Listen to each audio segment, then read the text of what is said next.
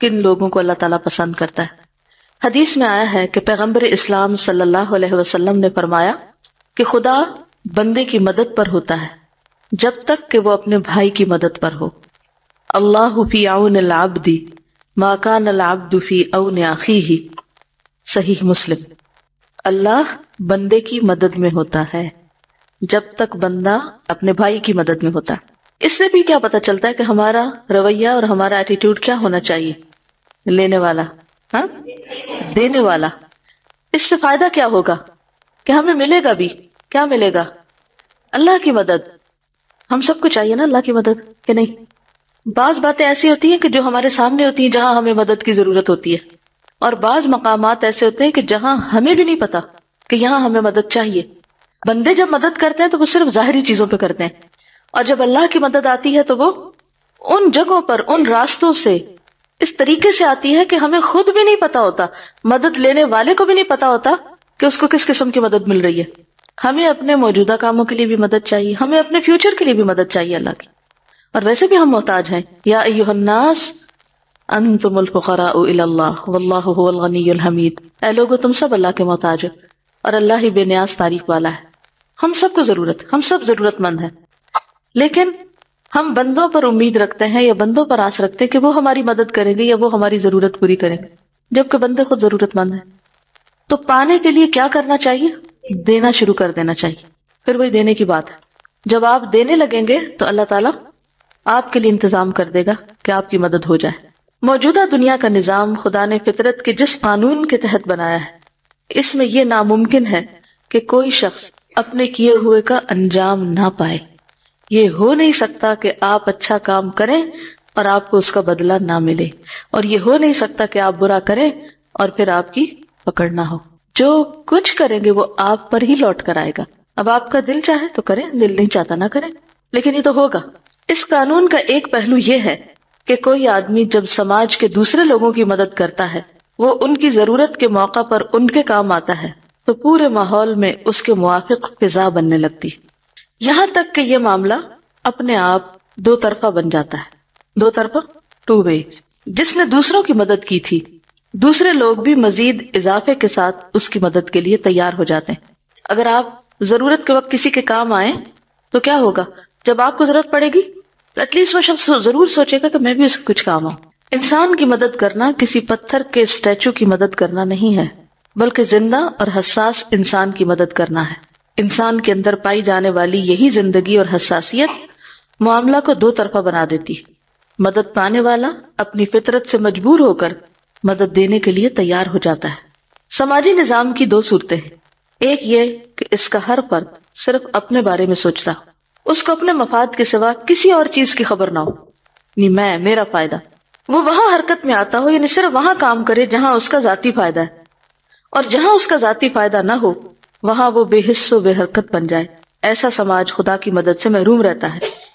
ایسے سماج میں اعلیٰ انسانیت کی فضا نہیں بنتی، اور جہاں اعلیٰ انسانیت کی فضا نہ ہو وہاں ہر ایک کو کہیں نہ کہیں اس کا برا انجام بھگتنا پڑتا ہے۔ Then everyone suffers somewhere somewhat، کہیں نہ کہیں۔ دوسرا سماج وہ ہے جہاں ہر آدمی اپنی ضرورت پوری کرنے کے ساتھ دوسروں کی ضرورت پوری کرنے کے لیے بھی تیار رہتا ہو، جہاں ہر آدمی اپنے جذبات کے ساتھ دوسروں کے جذبات کا بھی لحاظ کرتا ہو۔ ایسے سماج میں اپنے آپ ہر طرف انسانیت اور اخلاق کی فضا قائم ہو جاتی ہے۔ ہر ایک کو محسوس ہوتا ہے کہ وہ اپنے بھائیوں کے ماحول میں رہ رہا ہے، نہ کہ غیروں کے ماحول میں۔ مثلا جو لوگ ہاسٹل میں رہتے ہیں، اپنے گھر بار اپنوں کو چھوڑ کر یہاں آئے نا، تو اگر یہاں سے ان کو اچھا ویلکم ملے گا، سب ایک دوسرے کا خیال رکھیں گے، تو آپ کو گھر کی کمی محسوس نہیں ہوگی۔ لیکن اگر ہر شخص اپنی ذات میں بند ہے، اپنے خول میں، اور اپنا ہی فائدہ سوچ رہا ہے، تو پھر ایک اجنبیت کی فضا ہوگی۔ اور دین کیا چاہتا ہے کہ اہل ایمان کیسے رہیں آپس میں، کہ جسم کے ایک حصے کو درد ہو تو سارے کو محسوس ہو۔ تو پھر آپ بتائیے کہ کیسے کرنا ہے؟ پڑھائی میں دوسروں کی مدد کرنی ہے، اور بیماری کی عادت کرنی ہے، اور جی ہاں، کسی کو کوئی چیز بھول جائے جو اسے کرنی چاہیے تو اس کو یاد دلا دی جائے، اور کسی کو موٹیویٹ کر دینا، کسی کوئی اداس ہے تو اس کو دل اچھا کر دینا، ڈیوٹیز میں ایک دوسرے کی ہیلپ کرنا، دو لوگوں کی اگر آپس میں لڑائی ہوگی تو ان کی صلح کرا دینا، دوسروں کی اصلاح کرنا، اگر کسی کو کسی چیز کی ضرورت پڑتی تو اس کے مانگنے سے پہلے ہی اس کی ضرورت پوری کرنے کی دھیان رکھنا، اپنے شر سے دوسروں کو بچانا، چاہے وہ personal hygiene who. Presence of mind بہت ضروری ہے کہ ہم اپنے ارد گرد کو دیکھیں، اسی کا نام تقویٰ ہوتا ہے۔ تقوی شعوری زندگی کا نام ہے. یعنی دل میں اللہ کی محبت ہوتی تو دل جاگتا رہتا ہے, اور جو دل جاگتا ہے اسے سب کچھ نظر آتا ہے. ہر وقت یہ سوچ رکھنا کہ ہم دوسروں کے لیے کس طرح مفید بن سکتے ہیں, کسی بھی چھوٹی بڑی کسی بھی طرح. یعنی ہر وقت یہ سوچنا کہ ہم دوسروں کے لیے کس طرح فائدہ مند بن سکتے ہیں, کس طرح مفید بن سکتے ہیں, کس طرح دوسروں کے کام آ سکتے ہیں, کہاں.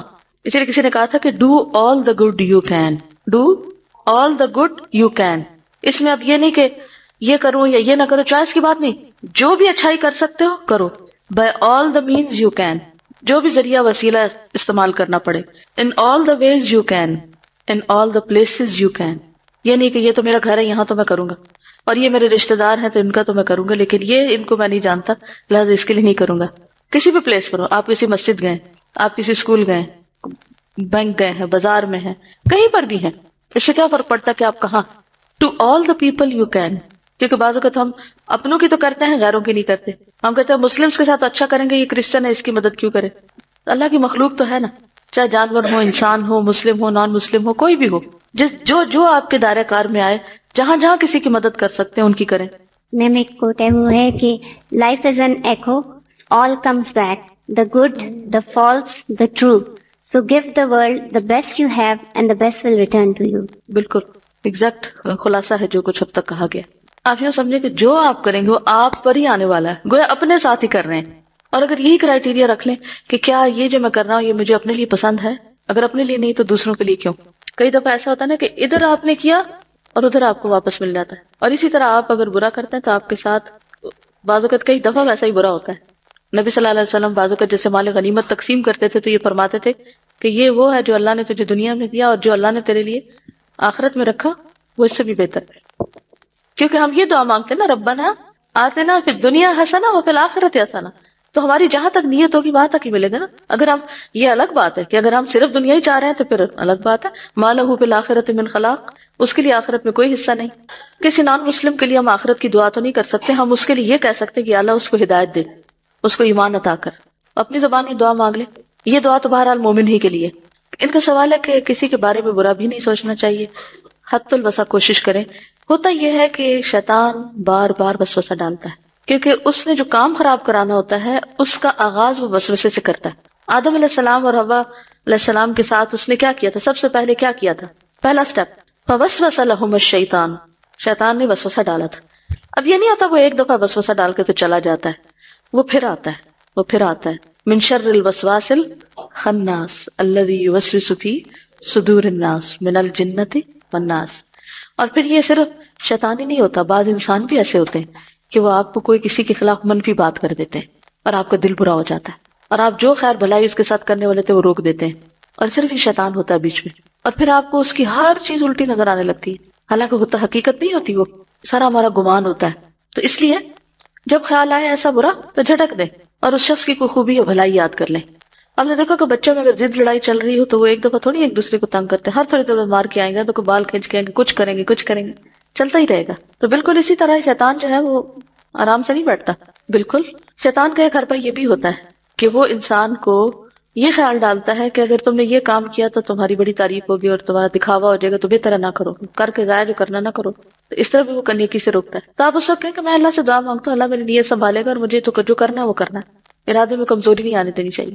وہ اگر آپ کسی کے پیٹھ پیچھے اس کی برائی کر رہے ہیں تو وہ شیطان کو خوش کر رہے ہیں, آپ شیطان کی مدد کر رہے ہیں اس کے خلاف, اپنے بھائی کے خلاف. جی بالکل ہدایت کی دعا کر کے اس کی مدد کرنی چاہیے. دیکھیں آپ وسوسے کو روکیں گے کیسے؟ جب بھی کسی کے بارے میں برا خیال آئے تو آپ کہیں کہ اچھا اللہ اس کو ہدایت دے اور میں اللہ کے سپورٹ معاملہ کر. پھر شیطان نہیں روکے, پھر آئے گا, پھر کہے کہ بس جب میں نے سپورٹ کر دی تو اب کیا سوچنا ہے اس کے بارے میں. یعنی آپ وہی سے کٹ کریں اس کو. اگر دونوں طرح, اگر کسی نے آپ کے ساتھ کوئی بھلائی کی تو اس کی بھلائی یاد کریں, اور اگر بھلائی کی ہی نہیں ہے صرف برائی کی ہے تو بھی کہیں اس کی برائی اس کے ساتھ, مجھے تو نہیں برا بننا. آپ اپنا ذہن جھاڑ دیں, خالی کر دیں, بے فکر ہو جائیں, پرسکون سوئیں. اگر لوگوں کی ان باتوں کی وجہ سے انسان کام چھوڑ دے پھر تو کچھ بھی کرنے کے قابل نہیں رہتا. دیکھیے میں ہمیشہ یہ دیکھتی ہوں, ہمیشہ میں یہ سوچتی ہوں کہ ہر کوئی اپنے ظرف کے مطابق بول رہا ہے. یہ اس کا ظرف ہے, یہ اس کا اخلاق اتنا ہی ہے, اس کے اندر صلاحیت اتنی ہے, اس کا مائنڈ ہی ایسا ہے, وہ مجبور ہے ایسا کرنے سے. تو میں اس کی باتیں اپنے اوپر کیوں لے لوں؟ میں بھی اٹھا کے پھینک رہی ہوں, میں نہیں سنبھال سکتی ایسی خراب باتیں. جی ڈسٹ بن پاس ہونا چاہیے, بالکل پاس رکھنا چاہیے ہر وقت, اٹھا کے پھینکتے رہے. جب فزیکلی ہم کوئی گندی چیز اٹھانا پسند نہیں کرتے تو ہم گندے خیالات کیوں دل میں لا کے رکھتے ہیں؟ ان کو اٹھا کے پر پھینکے, بد دل نہیں ہونا. بالکل پنجابی میں ایک محاورہ ہے، بڑا ہی سخت ہے، بول نہیں سکتی، لیکن جس کے آخر میں آتا ہے حجتاں ڈھیر. اصل میں شیطان کو کہاں آنے کا موقع ملتا ہے؟ جو خالی گھر ہوتا ہے. تو جہاں پر پہلے بہت سے مفید. اچھا بعض وقت مجھے لوگ کہتے ہیں آپ ہم سے ناراض ہیں، تو میں کہتی ہیں یہ کہاں سے ان کو خیال آیا؟ پھر میں کہتی شیطان نے وسوسہ ڈالا ہے. میں نے کہا میرے پاس تو فرصت ہی نہیں ہے ناراض ہونے کی، مجھے تو خیال بھی نہیں ہے، لیکن آپ کے ذہن میں یہ وسوسہ کس نے ڈالا؟ اب بعض اوقات میں کہتی ہوں میرے پاس اور کوئی کام نہیں سوائے لوگوں سے ناراض ہونے کے یا لوگوں کے بارے میں بری باتیں سوچنے. اتنے کام ہے، اتنی مصروفیت ہے، فرصت کہاں؟ تو یہ ساری باتیں جب ہی آتی ہیں جب آپ فارغ ہوتے ہیں. تو فارغ نہ رہنے دیں، قصہ ہی ختم. کیونکہ جب دنیا کے لیے کریں گے نا تو نیکی ہو ہی نہیں. سچ پوچھے تو نیکی نہیں ہو سکتی. آپ نیکی چھوڑ دیں گے جب دنیا کے لیے. جب اللہ کے لیے ہوگا تو آپ چھوڑیں گے نہیں، کیونکہ اللہ تو ہمیشہ کے لیے باقی ہے. بالکل ہے، اللہ نے یہ خیر رکھی ہے بالکل. یعنی اللہ تعالیٰ خود ہی اس کا دل نرم کر دے گا. لیکن ہم کہنا ایک دفعہ کر کے ٹیسٹ کرتے ہیں، آزماتے ہیں، اچھا ہوا نہیں تو اب میں نہیں کرنا. سب سے پہلی بات یہ کہ جیسے کوئی مسئلہ شیئر کرنا ہوتا ہے کسی کے ساتھ تو کیا وہ غیبت ہوتی ہے. میں ہمیشہ یہ سوچتی ہوں کہ ہم کس مرحلے پر بندوں کے پاس جاتے ہیں. کیا ہم نے اللہ سے دعا کر لی؟ کیا ہم نے نفل پڑھے؟ کیا ہم نے صدقہ کیا؟ کیا ہم نے خلوص سے رو دھو کے اللہ کی مدد ہم نے مانگی؟ کیا ہم نے اس مسئلے کو ٹھیک کرنے کے لیے کئی کوششیں کی، رہنمائی مانگی، استخارہ کیا؟ کچھ نہیں کرتے اور سیدھے چلے جاتے ہیں لوگوں کے پاس پٹاری لے کے. یہ غلط طریقہ ہے، ٹھیک ہے نا. سب سے پہلے تو آپ اللہ سے دعا کریں کہ اللہ میری یہ مشکل دور کر دے. تیرے سے زیادہ کون جانتا ہے کہ میں کس مشکل میں ہوں؟ کوئی نہیں جانتا اللہ کے سوا. پھر اللہ تعالیٰ آپ مجھے اس جگہ لے جائیں، میرے لیے وہ سبب پیدا کر دیں کہ جہاں سے یہ مسئلہ آسان ہو جائے، مجھے وہاں تک پہنچا دے. یہ نہ صرف ایک ہیبٹ ہوتی ہے، میں نے دیکھا ہے کہ سب ایسا نہیں کرتے. کچھ لوگوں کی ہیبٹ ہوتی ہے چھوٹی سی بات ان کو کوئی کہہ دینا، چھوٹی سی بات ان پہ کوئی گزر، وہ ضرور کسی نہ کسی کے ساتھ اس کی برائی کر کے ہی دم لیں گے. اگر آپ ایک عہد کر لینا اپنے ساتھ کہ میں نے ایک دن تک ذرا اپنی زبان کو روکنا ہے، آپ دیکھیں گے اگلے دن خود آپ کو بھولا ہوا ہوگا کہ بات کیا تھی. اور ایک دن وہ اتنا بڑا پہاڑ جتنا مسئلہ بنا ہوا ہوتا ہے، اگلے دن وہ ٹیلا بن جاتا ہے اور اگلے دن وہ ریت کا ڈھیر ہوتا ہے نیچے بیٹھا ہوتا ہے. لیکن ہم چاہتے ہیں اسی وقت اور ابھی ہم کسی کے اوپر الٹ دیں. یہ غلط بات ہے، ایسا نہیں کرنا چاہیے. اللہ کے آگے روئیں، اللہ سے دعائیں کریں، اللہ سے باتیں کریں، اللہ سے اس کی بھی ہدایت کی دعا مانگیں جس نے مسئلہ پیدا کیا. اور آپ دیکھیں گے اللہ تعالیٰ آسان کر دے گا اس کو. کیونکہ اس بات کا جواز لے کے نا، آڑ بنا کے اس چیز کو ہر وقت کسی نہ کسی کے ساتھ غیبت کرتے رہنا، یہ بھی شیطان کا ایک دھوکہ ہے. پہلے اپنے آپ سے پوچھے کہ کیا میں نے اپنی جو اللہ نے مجھے عقل دی ہے اور مجھے سمجھ دی ہے اس کو میں نے استعمال کر لیا؟ ہم اس کو نہیں استعمال کرتے. ہم ہر چیز میں کیا چاہتے ہیں؟ Short cut. ہر چیز میں کیا چاہتے ہیں؟ فوراً بس یہ ٹھیک ہو جائے چیز. بس کوئی ایک اور چیز ہے کہ کوئی کر دے. ہم تو اپنا ذہن سلا کے بیٹھے ہوئے، ہم تو نہیں سوچ سکتے. آپ سوچیں ہمارے لیے اور ہم کو کوئی دھاگے چھڑا کے دے دیں ہمارے سیدھے کر. اس سے بہت پرہیز کرنا چاہیے. کیونکہ بعض اوقات آپ یاد رکھیں اناڑی لوگوں کو اپنے دھاگے چھڑانے کے لیے دیں گے نا، وہ اور الجھا کے رکھ دیں گے. ہر کوئی اس قابل نہیں ہوتا کہ جس سے آپ جا کے شیئر کریں. مطلب میں کبھی سوچتی ہوں کہ نبی صلی اللہ علیہ وسلم کی اتنی احادیث ہیں اور آپ کی ایک بات لکھی جا رہی ہوتی تھی. مجھے اس میں نظر نہیں آتا کہ ایک صحابی آیا اور اس نے شکایت کی اس کی اور اس نے ایسا کیا. اور پھر ٹھیک ہے کہیں کہیں کو مسائل آتے ہیں لیکن اٹس ناٹ فریکوینٹ. جتنے ہم دن میں اس آڑ میں غیبت کرتے اور سنتے ہیں نا، اس کا جواز نہیں ہے. اپنی ذات سے انسان شروع کر لے کہ جس کو دے اللہ کے لیے دے، ایکسپیکٹیشن نہ رکھے. جب آپ ایک رول ماڈل بنیں گے تو دوسرے لوگ اور آپ اس کو شیئر بھی کر سکتے ہیں کہ جب سے میں نے یہ چیز چھوڑی ہے کہ دوسروں سے ایکسپیکٹیشن، تو میرے کیا کیا مسئلے حل ہوئے. پھر آہستہ آہستہ دوسروں میں اویئرنیس آئے گی. اچھا پتہ ہے کیسا بھیڑ چال چل رہا ہے نا، ہر کوئی یہی کچھ کر رہا ہے تو پھر اسی دائرے میں ہم گھوم رہے ہیں، مسئلہ حل نہیں ہوتا. اس کو تو سب آزما کے دیکھ سکتے ہیں. بلیو می، جب دل خراب ہونے لگے، کوئی مسئلہ کریٹ ہو، فوراً درود شریف پڑھنا شروع کر دیں. ایسی رحمت اللہ کا وعدہ ہے. ایک دفعہ پڑھو 10 رحمتیں آئیں گی. پھر وہ 10 رحمتیں کس پہ آئیں گی؟ پڑھنے والے پہ آئیں گی نا. پھر اگر اللہ کی رحمتیں آ گئی تو پھر مسئلہ کہاں جائے گا؟ مسئلہ ٹھہرے گا؟ نہیں ٹھہرے گا. اور اگر تھوڑی دیر بھی لگ گئی نا اس کو حل ہوتے، تو بھی اللہ تعالیٰ چاہتا ہے کہ آپ تھوڑا اور رحمتیں سمیٹ لیں، پھر اکٹھا فائدہ اٹھائیں. کیونکہ اگر آپ کو مسئلہ حل ہو گیا جلدی تو آپ نے تو چھوڑ بیٹھنا ہے، پھر اسی وقت غافل ہو کے اور چیزوں میں لگا دیں گے. اس میں بھی خیر ہوتی ہے.